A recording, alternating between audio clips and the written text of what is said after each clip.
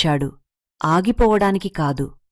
శత్రువు నిన్ను నాశనం చేయలేకపోతే నీ సమయాన్ని వృధా చెయ్యాలని చూస్తాడు. నీ చిన్నప్పటి గురించి గుర్తుందా? ఎంత కలలు, ఎంత ఉత్సాహం, ఎంత ధైర్యం! లోపల ఒక భావన ఉండేది, నేను ప్రత్యేకమైన వాడిని, నేను గొప్పగా ఏదో చెయ్యాలి అని. అది గర్వం కాదు, అది దేవుడు నీలో పెట్టిన లక్ష్యం. కాని ఇప్పుడు చిన్న చిన్న పనులే కష్టంగా మారాయి. దగ్గరికి వచ్చిన విజయం మాయమవుతోంది. నువ్విది గుర్తించకపోతే ఇది దేవుని సమయం అని అనుకుని మోసపోతావు. కాని నిజం ఏమిటంటే ఇది శత్రువు యుక్తి.